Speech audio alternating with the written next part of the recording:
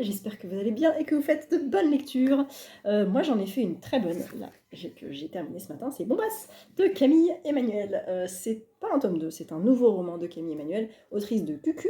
Et dans Bombasse, on retrouve Marie, qui a 38 ans, et qui a une belle vie, qui a un mari qu'il aime, qui a 2 petites jumelles de 5 ans qui sont très mignonnes, et qui a écrit un roman qui est appelé à être adapté en série.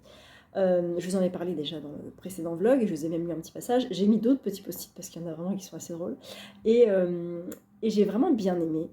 Même si, bon, alors, ça reste un langage familier, comme dans Cucu. Donc il y a des gros mots, il y a des tournures de phrases très familières, très quotidiennes, voilà, qu'on peut employer aussi.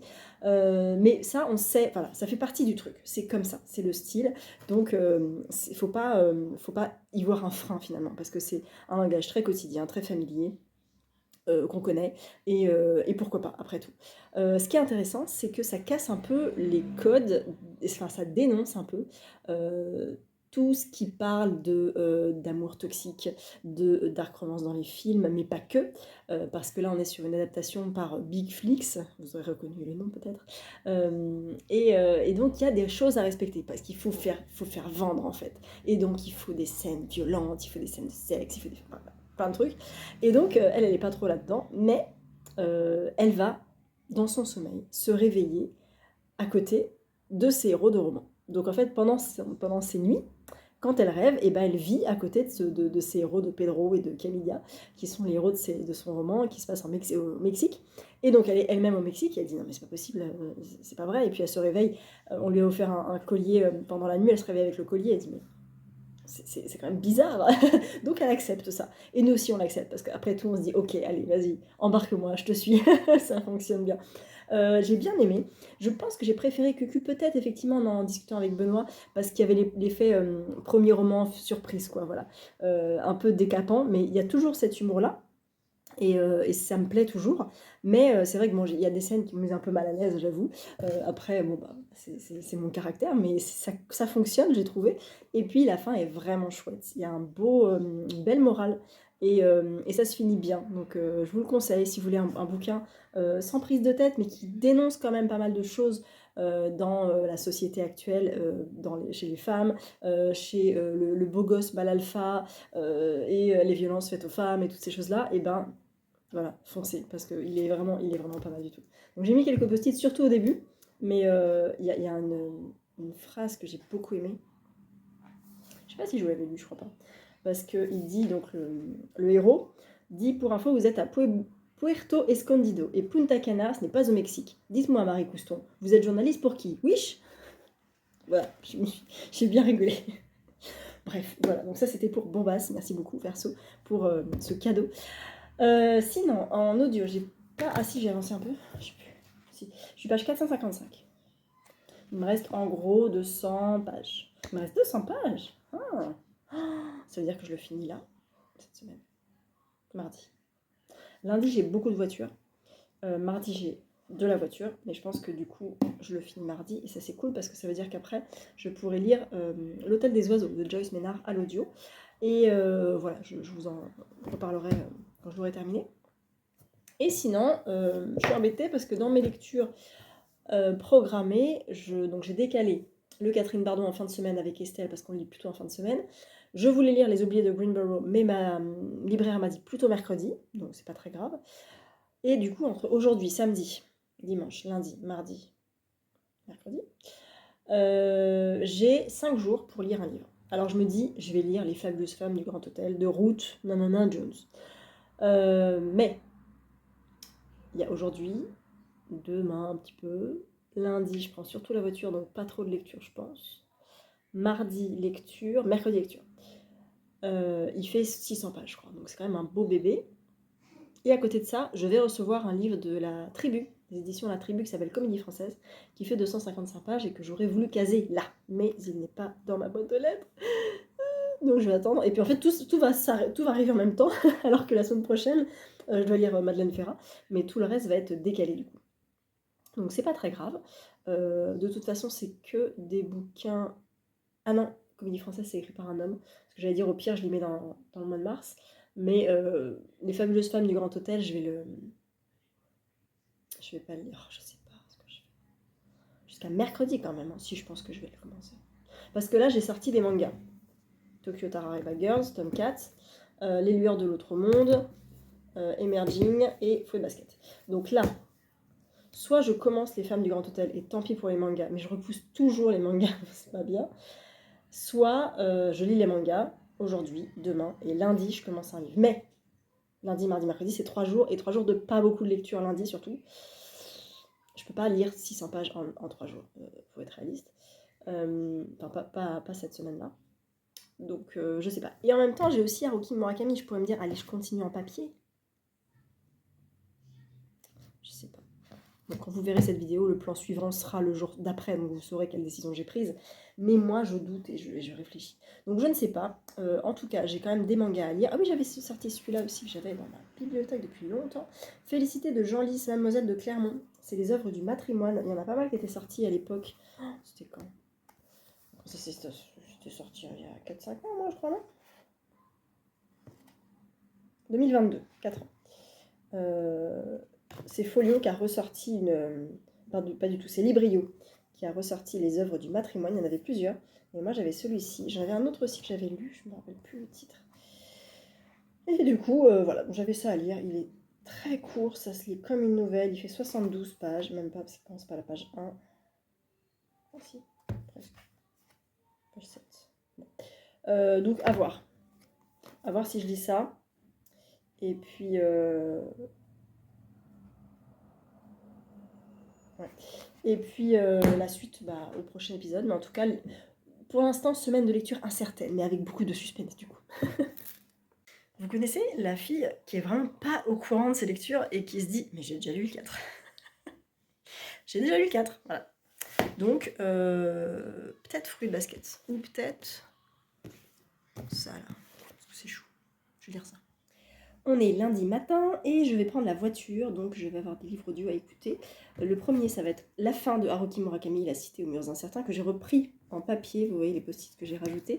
Je suis à la page 529 et il en fait 600... 650. Allez, il me reste 130 pages. Je vais pas partir tout de suite, là je vais essayer de l'avancer un max en papier, au moins pour être à un chapitre, un début de chapitre, comme ça je peux récupérer l'audio ensuite. Et je suis bientôt à la 3e et dernière partie, mais elle est courte, hein, il me semble.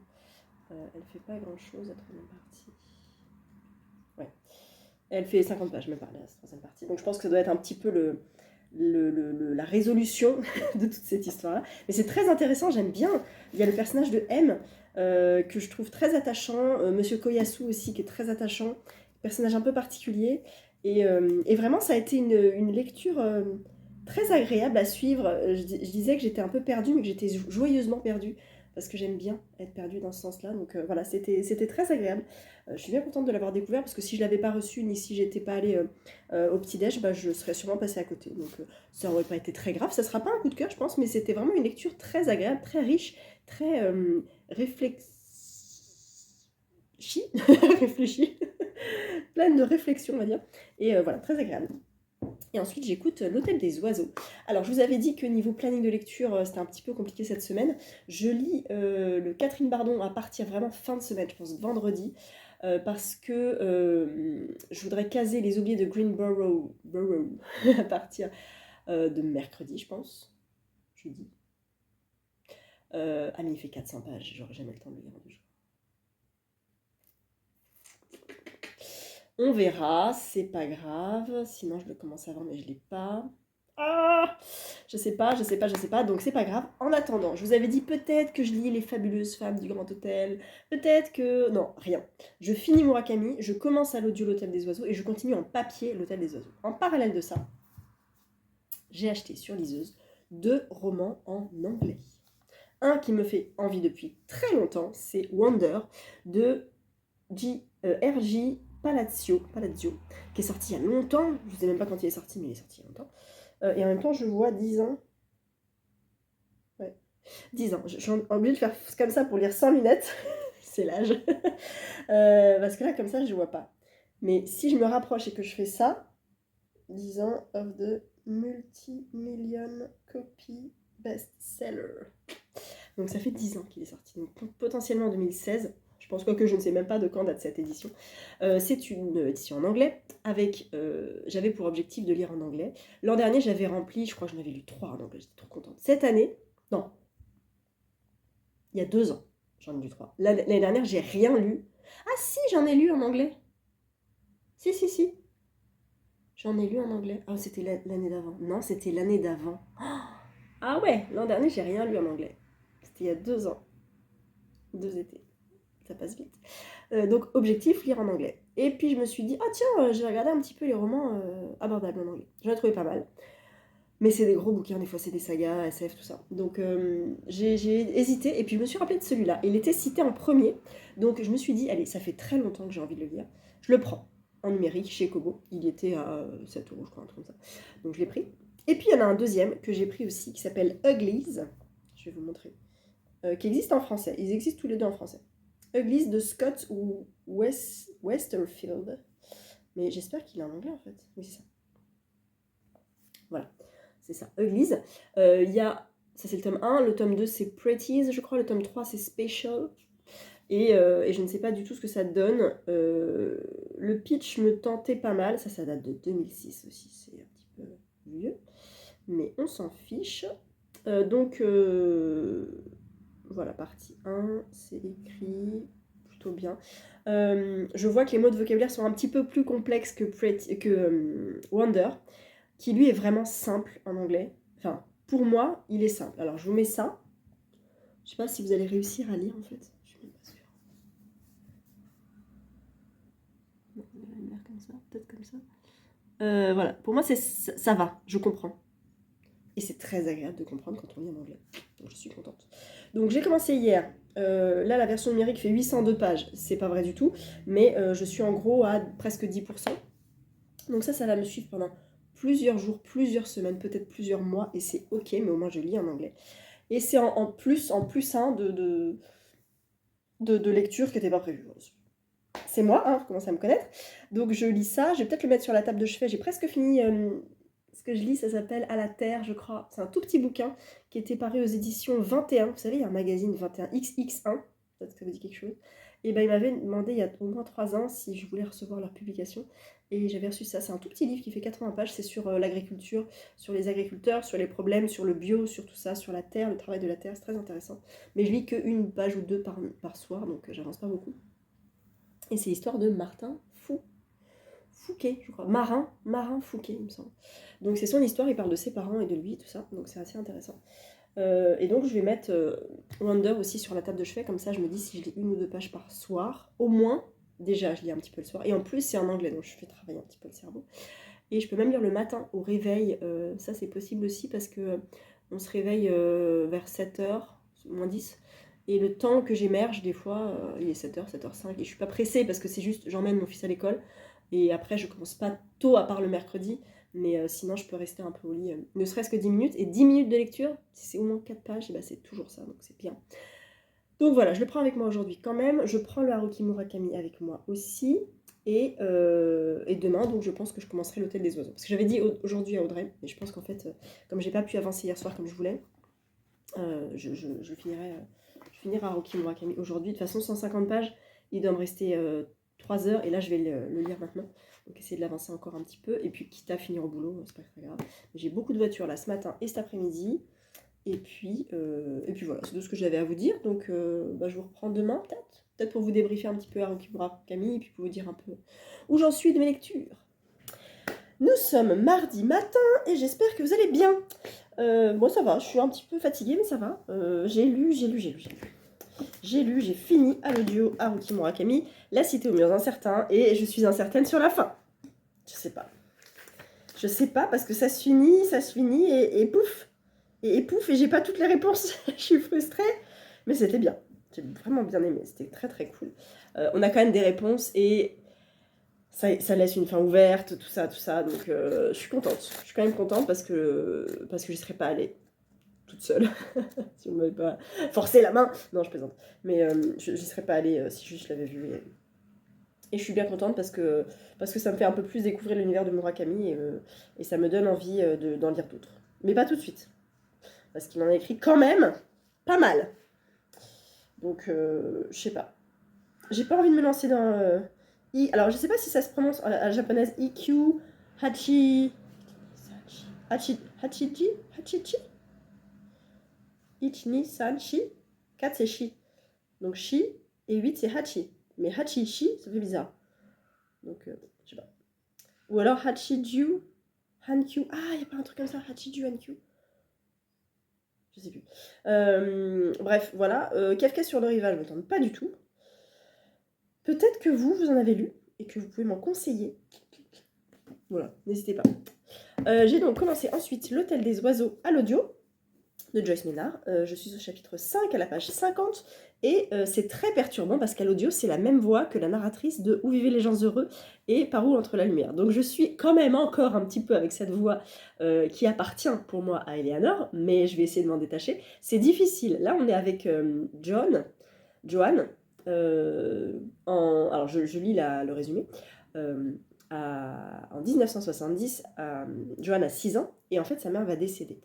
Elle ne s'appellera plus Joanne, elle s'appellera Amelia, mais elle doit garder le secret sur sa mère, on ne sait pas qui elle est. Apparemment, elle était connue, voilà, je n'en sais pas plus. Alors en discutant avec Audrey, elle a peur de comprendre le twist dès le début. Moi, je ne voyais pas forcément de twist, à part, bon, c'est qui sa mère? Alors est-ce que c'est une personnalité connue? Peut-être, hein. Mais bon, je ne cherche pas forcément tout là. Je vais pas lire plus parce que ça spoil pas mal, j'ai l'impression là. Je vois à l'âge adulte devenue épouse, mère et artiste talentueuse. Voilà, je veux pas le savoir parce que j'en suis vraiment pas là. Mais du coup, c'est dommage d'en dire autant. Il fait un bon 500 pages, hein, je crois. Ah non, 498. 498. Donc voilà, je voulais l'alterner avec en papier aujourd'hui en allant sur Paris, mais je vais lire autre chose, je vais vous expliquer pourquoi. Donc en fait, ça sera que de l'audio. J'aime bien la couverture, elle est jolie. Ça se passe en Amérique centrale. La couverture est de Oran Sigal, S-I-G-A-L. Et donc voilà, on va voyager. À la base, il ne me tentait pas trop, mais en fait, comme j'ai envie de lire à peu près tous les Joyce Maynard, voilà, je suis quand même contente. Et puis c'est bien écrit. Et puis on est quand même dans une narration comme si l'autrice était à côté de nous et nous racontait une histoire, quoi. Donc c'est très agréable. Donc je suis bien contente quand même de le lire. Je le continue à l'audio ce soir. J'ai pas d'autres moments où je vais lire à l'audio, mais c'est pas grave, il va me dire toute la fin du mois, je pense. Il y a quand même les vacances dans une semaine et demie. Et donc je lirai peut-être un petit peu moins, on verra. Mais en tout cas, voilà. Livre audio. Livre papier, alors livre papier, non. Numérique, puisque je vous avais dit que je lisais Wonder. Je l'ai avancé un petit peu et je suis à 18% de Wonder, je vous ai même pas pitché. C'est l'histoire d'un petit garçon qui s'appelle... Comment il s'appelle? C'est nul. Auguste, il s'appelle. Il s'appelle Auguste et il a une particularité, c'est qu'il a un visage un peu déformé depuis la naissance. Il a subi beaucoup d'opérations, il est un peu différent et il a beaucoup de mal à s'intégrer à un groupe d'amis, à l'école, tout ça. C'est sa mère qui lui fait l'école à la maison. Et jusqu'au jour où il décide d'aller à l'école. Et là, donc, il va rencontrer tout un tas de personnes, de profs, d'élèves. Et il a 11 ans, je crois, quelque chose comme ça. Voilà, il va au collège. Je lis les résumés en français, mais c'est ça. Il est né avec une malformation faciale, c'est ça. Et donc, il veut pas qu'on le juge, il a peur de prendre la parole, mais finalement, bah, les enfants lui adressent la parole normalement, donc tout va bien. Et c'est une belle histoire. Donc pour l'instant, j'aime vraiment beaucoup. Je ne sais pas combien de pages il fait. Il fait 320 pages dans mon édition. Ou peut-être pas, en fait, parce que... ouais, non, peut-être moi, c'est les 10 ans que j'ai, donc c'est peut-être 402. Ceci dit, non, 300, ouais, on va dire 316. C'est quoi les éditions machin truc là? C'est même pas écrit. Bon, tant pis. Donc on va dire 350 pour être tranquille.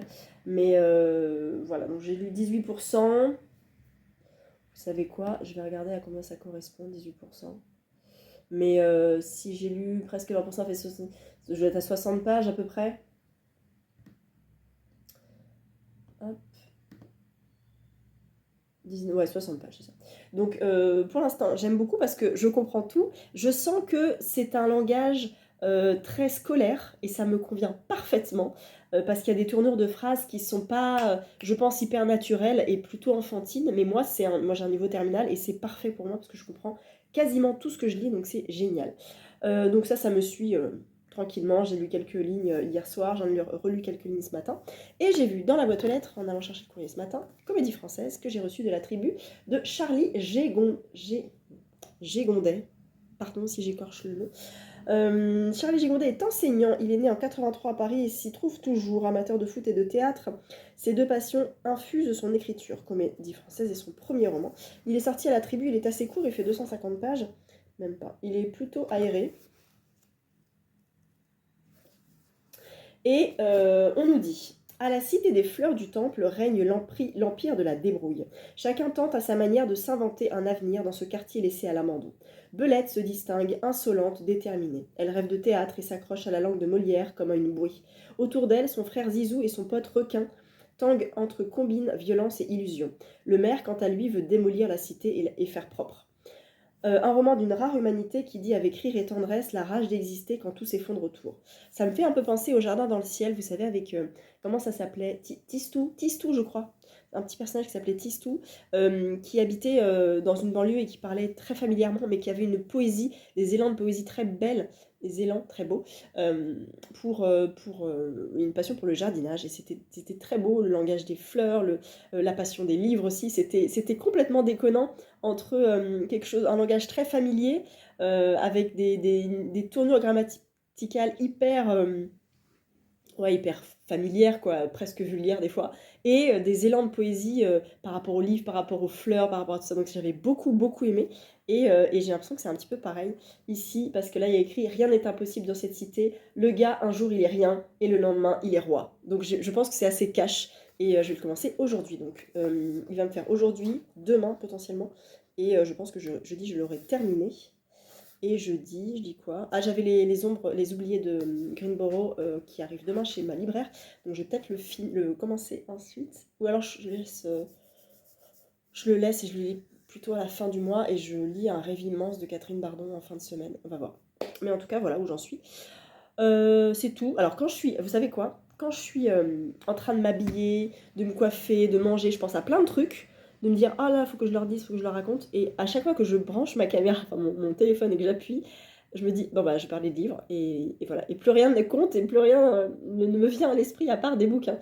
Mais en vrai, je pense à plein de trucs. Je pense que j'ai vu hier, avant-hier, un post Instagram sur les Japonais et la moyenne d'âge enfin pas la moyenne d'âge, mais l'espérance de vie qui est très haute chez les Japonais. Et je ne sais plus quel compte Instagram, parce que je ne le suivais pas, c'était une suggestion, disait qu'il y avait beaucoup, beaucoup de Japonais de 80 ans et plus qui avaient été interviewés, enfin non, qui avaient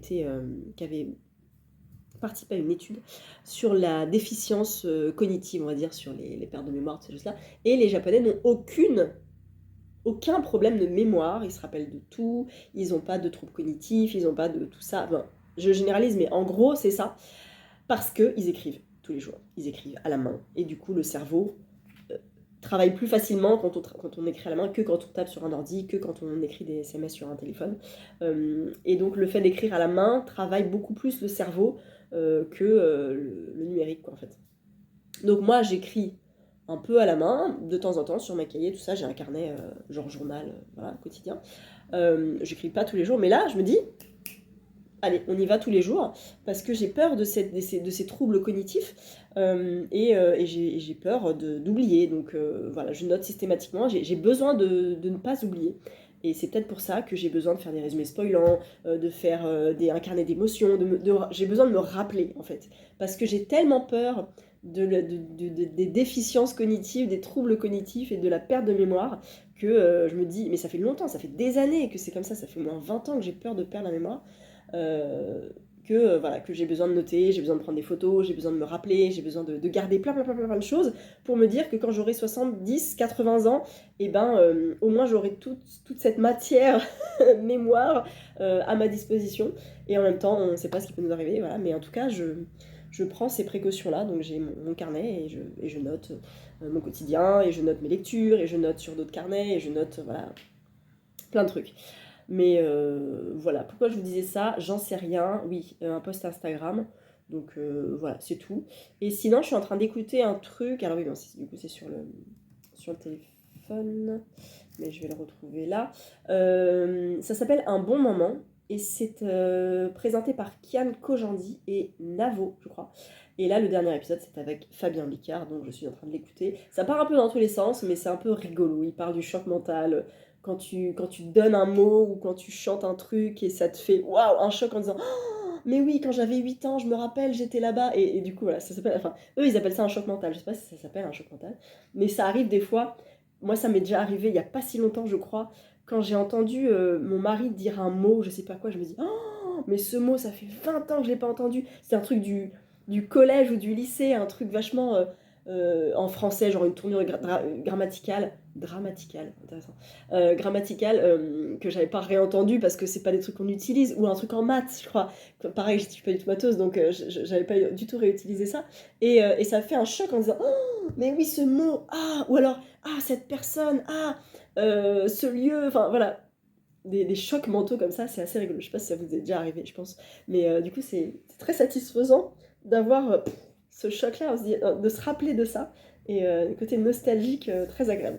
Voilà, je voulais vous dire, du coup... Bah non, je vous l'ai dit, c'était Kian Kojandi et Navo. Ah, il y a un nouveau bilan lecture de Archivrel qui est sorti, donc je vais pouvoir regarder ça, mais pas tout de suite. Il y a aussi Mimslit qui a fait son bilan lecture de janvier. Oh mon Dieu, je suis fatiguée, j'ai envie d'aller dormir.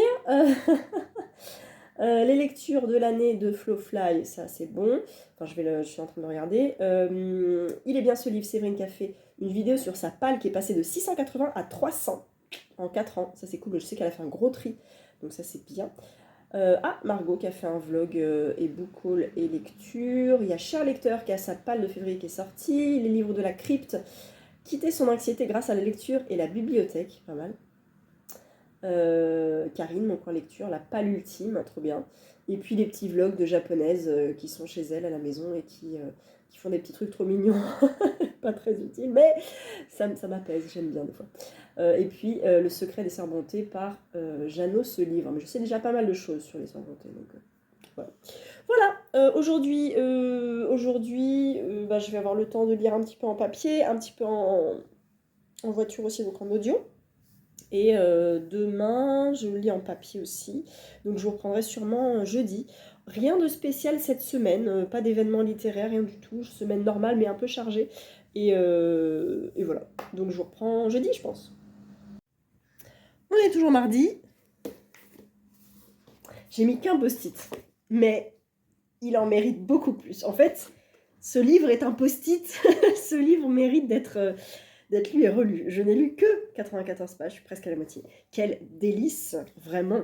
Je vous ai lu le résumé. On est vraiment avec un... je l'ai écrit dans mes notes Samsung, je ne sais pas si je vais réussir à le retranscrire là. Dans un contrepoint entre écriture familière, poétique, et... c'est pas des twists, c'est une espèce de répartie littéraire tant dans les mots que dans les actions. J'aime beaucoup, beaucoup, beaucoup. Ça me fait penser à Un jardin dans le ciel, effectivement. C'est assez familier, c'est vachement cru. Il y a du gros mot, il y a du verlan, voilà, c'est de l'écriture banlieue, on va dire. Voilà, cash, cru, ok, pas de souci. Mais derrière, il y a vraiment une histoire, il y a de la répartie, les personnages sont vraiment bien faits. Et j'aime beaucoup, beaucoup, beaucoup. J'aime beaucoup, vraiment beaucoup. Donc voilà, je vais pas le continuer là parce que je vais prendre la voiture, mais demain, je vais reprendre demain. Dans la boîte aux lettres, il y avait 2 colis, un pour moi, un pas pour moi, et un ouvert. Je suis ravie. Je sais ce que c'est, je l'ai vu. C'est Nina Simone, la biographie de David Brun-Lambert, un destin bouleversant d'une artiste en révolte. Ok, ça commence. Il sort le 18 février, je crois. Donc ça tombe très bien, puisque je l'avais... Ouh là là, il est écrit minuscule. Il est gros, hein, il fait 470 pages. Il est parfait pour Mars au féminin. Spoiler, il n'y aura pas de catégorie... de toute façon, quand vous verrez cette vidéo, les catégories sont sorties. Il n'y a pas de catégorie biographie, autobiographie, mais vous pouvez mettre ça dedans. Parce que Nina Simone a un peu une vie assez dingue. Née Eunice Waymon, dans l'Amérique ségrégationniste des années 30, Nina Simone rêvait d'être la première concertiste noire. Rêve brisé, elle se réinvente en musicienne visionnaire, mêlant classique, jazz, soul et pop. Figure magnétique, artiste géniale et militante des droits civiques, elle fut aussi, en privé, une femme blessée mais jamais résignée. Depuis sa mort en 2003 dans le sud de la France, elle est célébrée comme l'une des grandes icônes du XXe siècle. Enrichie par des témoignages de proches et des entretiens inédits avec des figures du XXe siècle. Ah. Donc c'est pas juste une biographie. Alors je sais pas trop comment ça peut être agencé. Moi j'aime bien les biographies chronologiques. Donc s'il y a des pas de côté avec des récits de personnes, ça risque de me perdre un peu. Mais bon, ça en fait ça m'intéresse beaucoup, je connais rien d'elle, presque rien. Cette biographie dresse le portrait d'une diva devenue légende. Le plus complet des livres en français sur la musicienne. C'est Télérama qui le dit, c'est Télérama. Mais voilà. Que fait le monsieur? Il est spécialiste de l'histoire de la pop culture, ok, notamment avec Laurent Garnier d'Electrochoc, journaliste pour plusieurs titres de presse, parmi lesquels Le Temps, okay, et producteur pour Radio Nova, France Culture ou la radio suisse romande pendant de nombreuses années. Il a cofondé le studio de création de documentaires podcast Chahut Média et il vit à Genève. Bien. Il a publié plein de trucs. Il a publié le Petit Atlas des musiques urbaines, Pop Parano, Nuit Sonore, Electrochoc, Pop City. Ok, donc il s'y connaît. Il s'y connaît. Ça peut être... En fait, j'ai vachement envie. Bon. Je l'ai prévu de toute façon, il est pour mars. Hein. Donc voilà, il y a un prologue et c'est parti. Trop bien, merci beaucoup HarperCollins. Et le deuxième, c'est pas pour moi, c'est pour mon mari, parce que j'ai la chance de recevoir le catalogue du Mot et le Reste. Et les éditions Le Mot et le Reste sont très très très fortes pour les romans, enfin les essais sur la musique. Et c'est le domaine de mon mari, donc je lui ai pris un bouquin, enfin il l'a choisi. Je sais pas si ça peut vous intéresser, je le mets, parce que... Ouh, il est gros. C'est sur le rock australien. Voilà. Emmanuel Chirache. Il est massif, mais il est très léger. Il est écrit petit. Ah oui, en fait, d'accord. C'est sur le rock australien, donc tous les albums de rock australien avec leur histoire et tout. Mais pas que, un continent en 100 disques. Donc il y a 100 disques, mais il y a toute une partie sur l'histoire du rock australien, en fait. Voilà, et nous on connaît pas mal de groupes de rock australien, donc c'est cool.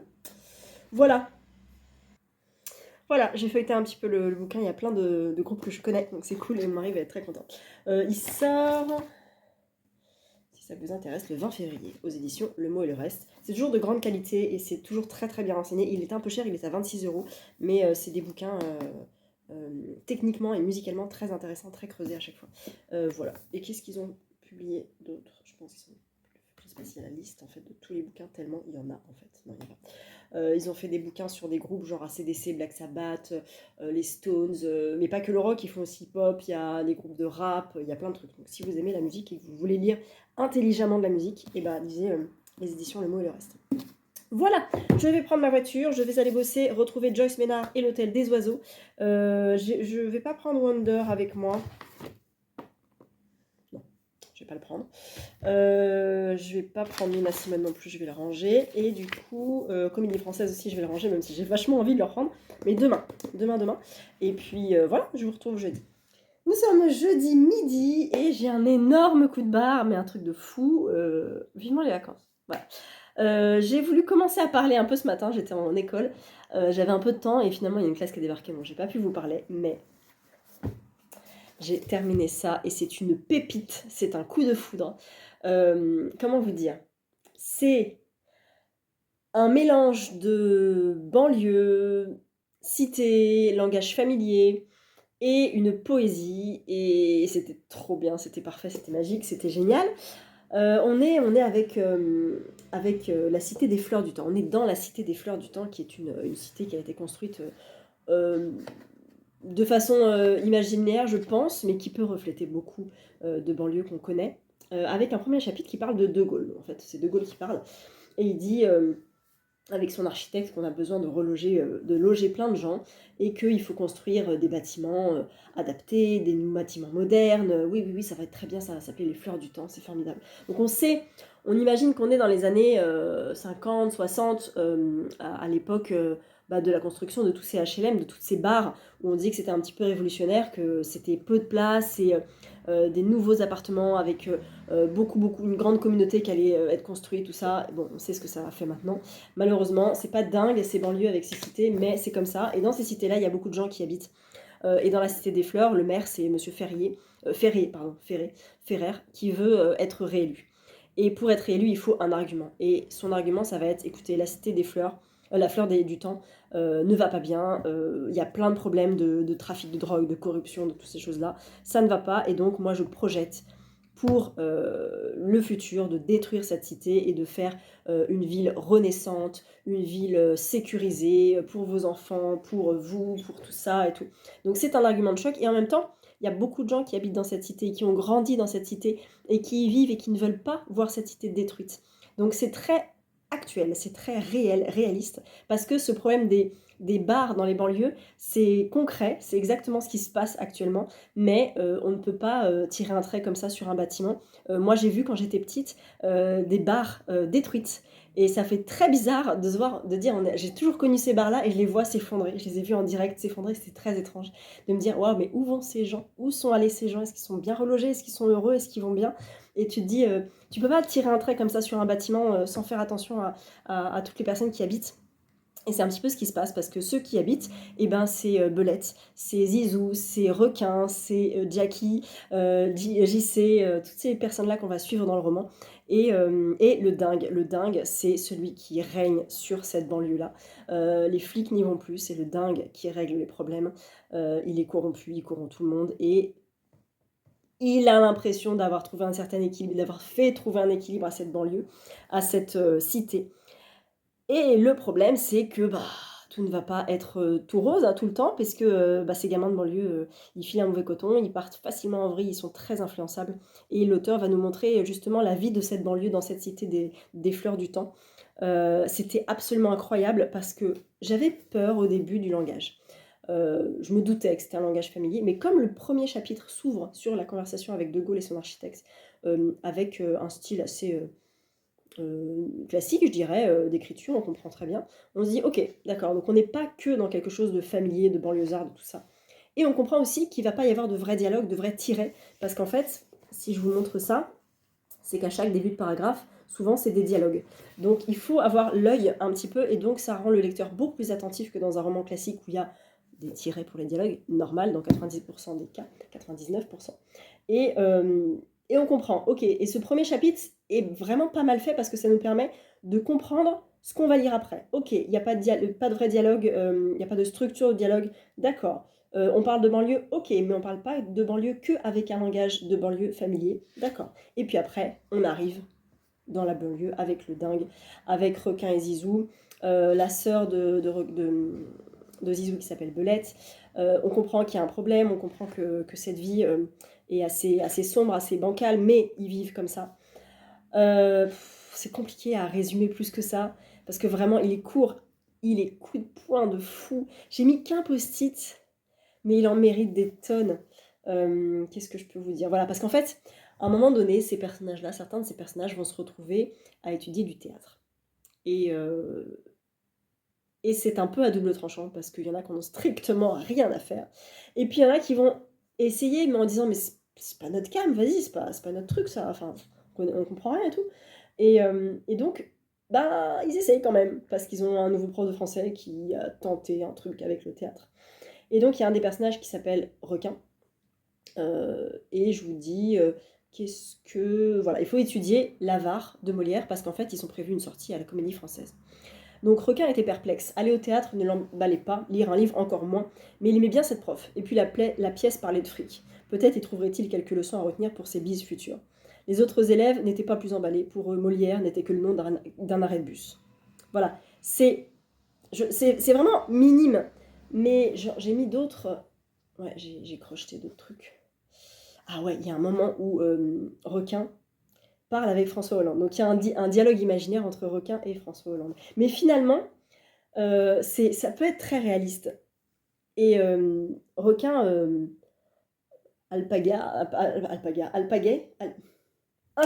interpelle. Des fois, je cherche des mots, je suis très très loin du mot, mais c'est pas grave. Interpelle Hollande.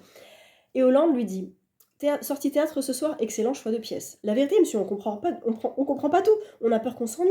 Ce n'est pas grave de s'ennuyer, c'est même nécessaire à votre âge. Eh, mais monsieur, on vient de loin, c'est pas pour s'ennuyer. D'où venez-vous?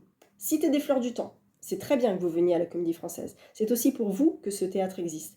Mais monsieur, regardez autour de vous. Des gens comme nous, il n'y en a pas beaucoup. Pas beaucoup, c'est vrai, mais il y en a, c'est ce qui compte. Monsieur, c'est comment d'être président de la République? Ça a l'air charmé. Parfois, c'est charmé. Souvent, c'est difficile. Pourquoi tout le monde veut le faire alors? C'est une bonne question, je n'ai pas la réponse.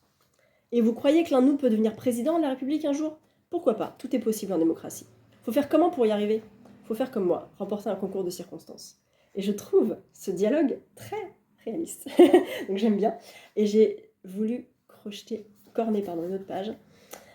Ah ouais, c'est ça. C'est qu'ils ont vraiment une vie pourrie. Il parle de passion, il parle de foot, parce que Zizou a une passion pour le foot.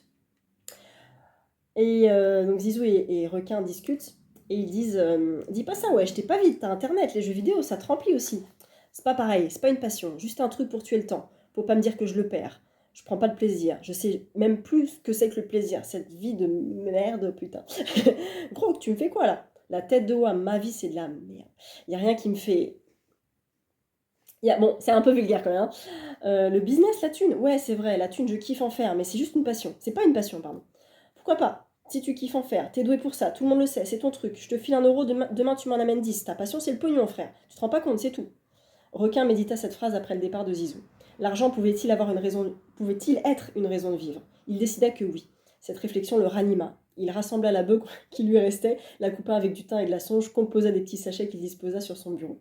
Voilà, je vous en dis pas plus, mais ça vous donne une idée du langage, effectivement, mais aussi de ce qui est possible dans ce texte-là. Et vraiment, c'était dingue. Ah ouais, Racine.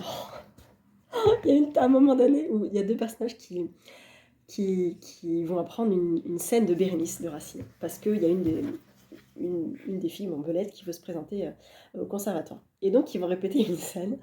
Et lors de l'audition du conservatoire, c'est loin, mais c'est pas spoil, ça fait partie de l'histoire, donc c'est pas révéler quelque chose. Belette et Jackie donc passent sur scène devant le directeur du conservatoire pour réciter leur texte. Et ça se finit, et ils ont fait une performance plutôt intéressante. Et là, Jackie dit passa devant le directeur et s'arrêtait. Juste une question, dit-il. Oui. Vous connaissez Racine, lui qui a écrit la pièce, vous le connaissez? Le directeur partit d'un petit rire sec. Il posa ses lunettes sur la table, observa Jackie de ses yeux mous. Je le côtoie depuis une 40aine d'années. Et l'autre répond, vous le connaissez bien alors, tant mieux. C'est juste un détail quand vous le verrez. Vous pouvez lui dire pour les noms? Les noms? Je veux dire, la pièce est bien et tout, les histoires, les rimes, mais l'empereur de Rome qui s'appelle comme un chien, c'est pas crédible. Il s'appelle Titus. Et du coup, Titus, c'est le nom de son chien en fait. À mon avis, il faudrait changer son nom pour que ça soit plus classe. Juste ça, si vous voyez, vous pourrez lui dire. Le directeur détaillait Jackie. J'avais pensé à Belphégor, ajouta Jackie, ou Ramsès. Belphégor, Ramsès, c'est juste une idée, si besoin, sinon c'est pas grave, merci quand même. J'adore, c'est cash, et c'est vraiment, je suis sûre que c'est vrai, quoi, c'est vécu, c'est pas possible, c'était génial. Voilà, donc vraiment, Comédie Française, ça sort complètement des sentiers battus. L'Attribut, c'est une petite maison d'édition qu'on voit peu, très très peu, et qui mérite vraiment, vraiment qu'on s'y intéresse. L'affaire de la Retransnona avait eu beaucoup de succès, à juste titre, et là, celui-là, il ne faut pas passer à côté, quoi. Donc si vous voulez toucher de près la banlieue avec des beaux mots aussi, avec une belle histoire, avec des beaux personnages, et ben franchement foncez parce que ça vaut carrément le coup.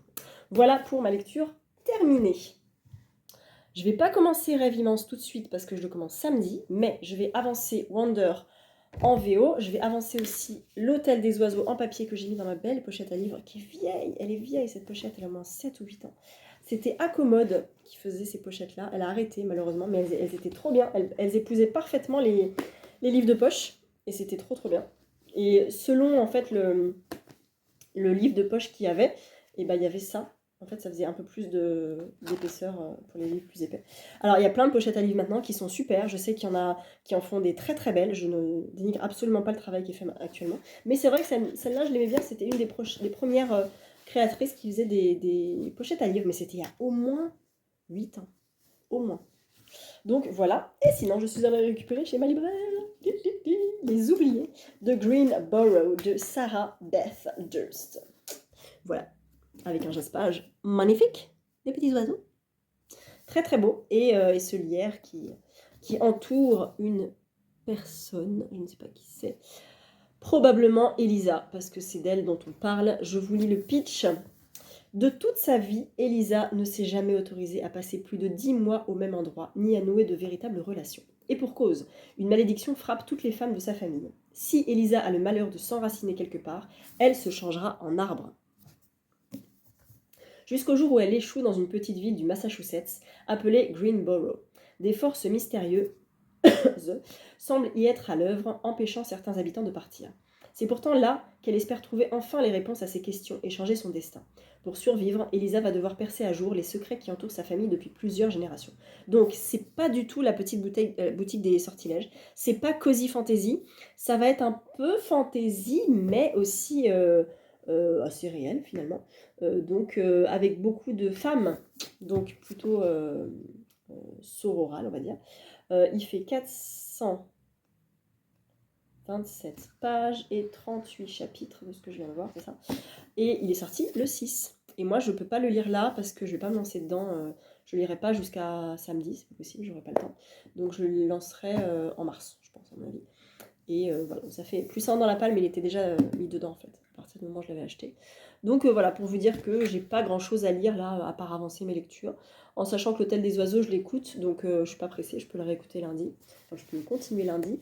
Là, je suis page 150, je crois. Il en fait plus de 400. Et voilà, c'est tout ce que j'avais à vous dire. Est-ce que je vous ai parlé un peu de l'Hôtel des Oiseaux? Je vous ai parlé hier? Non. Mardi? Ouais, peut-être. Donc voilà, bah, écoutez, c'est à peu près tout. Dans la boîte, il n'y avait rien. Et j'attends rien. J'ai demandé, là j'ai reçu les catalogues, j'ai demandé 2 bouquins de chez Robert Laffont en polar, mais ils sortent en mars et en avril. Donc ça sera pas tout de suite. Et les autres, je crois que c'est tout. Mais bon, j'oublie des trucs, donc je vais peut-être recevoir des choses que j'avais oubliées aussi. Je suis en train de lire en papier L'Hôtel des Oiseaux de Joyce Maynard. Et en fait, j'ai une espèce de distance avec le bouquin, c'est trop bizarre. Je suis à la page 136, donc voilà, j'ai lu presque un tiers, on va dire. Et j'arrive pas du tout à rentrer dedans si je l'ai pas dans les oreilles. Bon, vous allez me dire, c'est peut-être normal, hein, quand on l'a dans les oreilles, on l'a vraiment du coup dans les oreilles, donc on passe du temps avec le bouquin, c'est logique. Mais là, j'avoue que j'ai un peu de mal à... Je lis une page, je me rappelle pas, enfin voilà, je sais pas. Et du coup, ça m'interroge en me disant, et si j'avais lu Où vivaient les gens heureux, est-ce que j'aurais eu le même ressenti? Est-ce que j'aurais accroché pareil que à l'écoute? Voilà, je me pose la question. Vraiment, je m'interroge très sincèrement sur l'impact de la lecture audio dans ma vie. Parce que ouais, c'est très bizarre. Donc là, je viens de refermer, je vais aller chercher mon fils. Mais demain, je vais prendre un peu les transports, donc je vais le prendre avec moi. J'ai Wonder, en fait, je passe un super moment avec Wonder. J'adore cette histoire, c'est très très beau, très touchant, très frais, très intéressant. Ça soulève des problématiques intéressantes et j'aime vraiment beaucoup. Mais là, j'avoue que l'Hôtel des Oiseaux... Donc j'hésite, non, je vais pas prendre ma liseuse parce que je sais que si je prends les deux, je vais lire Wonder. Et j'aimerais avancer l'Hôtel des Oiseaux en papier parce que j'ai plus beaucoup d'heures sur Nextory. Enfin, j'en ai encore quelques-unes, hein. Mais je sais que je vais pas me contenter de ça en février comme écoute. Ah, si, c'est les vacances, je suis bête. Parce que je voulais écouter un Charlie Lapena, une voisine encombrante. On va l'écouter avec Estelle. Mais du coup, c'est les vacances, donc en fait, j'aurais pas le temps de l'écouter. J'aurais pas l'occasion de l'écouter avant début mars. Donc voilà, mais... Ah, je suis troublée. Très troublée par cette réflexion-là, de me dire, waouh, est-ce que tout simplement, je ne suis pas forcément complètement fan de l'histoire parce que ça se passe au Mexique, tout ça, et que bon, bah, ça me parle pas trop, hein, c'est un pays qui me parle pas vraiment, voilà, j'ai pas tellement d'affinité avec le Mexique, ça m'attire pas vraiment, mais pourquoi pas, justement, je découvre un petit peu plus, mais c'est vrai que j'arrive pas trop, j'ai fait trois 3 chapitres là. J'ai lu une trentaine de pages et c'est intéressant. Alors il y a des réflexions intéressantes de l'autrice, enfin du personnage de Amélia du coup. Mais voilà, ou peut-être juste il se passe pas grand-chose. Et en même temps, j'ai vu avec Audrey, elle m'a dit que c'était un petit peu ennuyeux. Donc là, elle a avancé, ça va mieux, mais bon. Bref, je vous dirai ça de toute façon demain ou samedi. Nous sommes vendredi matin et je viens conclure cette semaine de vlog. J'espère que vous l'avez passé, que vous l'avez bien passé. Il est tôt et j'ai très mal dormi. On va y arriver, c'est bientôt les vacances. Je suis en train de regarder en fait ma coque Kobo, j'avais acheté à la Fnac. Et elle est bien parce qu'elle est comme ça, donc vous savez, quand on met le livre comme ça permet de poser. Elle est pas mal faite, sauf qu'en fait elle s'est déjà cassée. Là, je l'ai acheté quand? Je crois que je l'ai acheté cet été. Elle est déjà, voilà, il y a un bout qui s'est cassé. Et là, c'est la même chose, il y a un autre bout qui est en train de s'enlever. Et je me dis, c'est la Fnac, c'est censé être de la bonne cam, donc ça m'embête. Donc je suis en train de me dire, je vais peut-être en racheter une sans ça, mais avec une belle illustration. Il y a plein de trucs sur Etsy, tout ça. Alors Amazon j'évite, mais sur Etsy il y a plein de trucs. Mais le problème c'est que j'ai toujours peur que ça soit la bonne taille. Moi c'est une Kobo Clara Black and White. Et je pense qu'il y a de toute façon toutes les références, je suis en train de voir là sur Etsy. Il y en a une avec un truc bookshop trop mignon. Il y en a un autre avec, c'est quoi One More Chapter, trop beau. Et un autre avec The Reader, la carte genre de tarot en fait, le lecteur, voilà, avec le squelette, la lune, le bouquin, je trouve ça trop bien. Et en fait, ça coûte quand même 17 balles. Et puis il y a plusieurs options avec un strap, je sais pas quoi derrière, une espèce de poignée pour tenir. Ça m'intéresse pas. Sinon l'arrière, comme ça, peut être transparent. Pourquoi pas. Mais surtout, je sais pas du tout au niveau de la qualité ce que ça peut donner, quoi. Donc je pense que si je prends Regular No Strap, non. Ah, il n'y a pas. Ok, il n'y a que Regular Strap. Ok, donc c'est Regular plus Strap, donc c'est normal, avec ça noir. Et là, non, là, il y a la petite poignée. Donc je vais voir, parce que moi, il y a quand même ça, qui est le bouton de la Clara, qui a pas sur leur truc. Je crois que c'est plus des Kindle qui vendent. Avec une dragonne apparemment, mais elle n'est pas sur les photos, donc je sais pas trop ce que ça peut donner. On va voir. Bref, tout ça pour dire que je vais changer de coque pour ma Kobo. J'ai pas avancé hier soir, j'ai pas lu hier soir. À partir de demain, je lis le Catherine Bardon avec Estelle, mais là pour aujourd'hui, je vais essayer quand même d'avancer l'Hôtel des Oiseaux. Et puis peut-être un peu Wonder ce matin. Mais je vais peut-être dormir en fait. Là, je vais peut-être aller me poser sur le canapé et pioncer. Il est 9h. Mais j'ai vraiment besoin de dormir. Ça va être une longue journée, donc je vais essayer de prendre un temps pour dormir. Et puis je reviendrai donc la semaine prochaine pour vous débriefer un petit peu l'Hôtel des Oiseaux. Et mon prochain livre audio sera probablement un Charlie Lapena. Je vais essayer de voir avec Estelle si on peut en écouter un ensemble. Sinon, c'est pas très grave. J'ai du temps sur Nextory, donc je vais essayer d'en profiter. Et je ne sais pas quoi prendre en audio, donc à voir. Je sais qu'il y a certains bouquins qui sont sortis là, notamment Albin Michel qui doit m'envoyer le nouveau Jean-Christophe Tixier, qui s'appelle Une employée modèle. Ça fait un peu thriller domestique, mais j'ai l'impression que c'est tourné un peu différemment. Et comme c'est Albin Mich, je me dis peut-être que jour de sortie, il y a aussi l'audio, ce qui m'arrangerait grandement, comme ça je le passe direct à l'audio et on n'en parle plus. Mais voilà, sinon c'est pas très grave.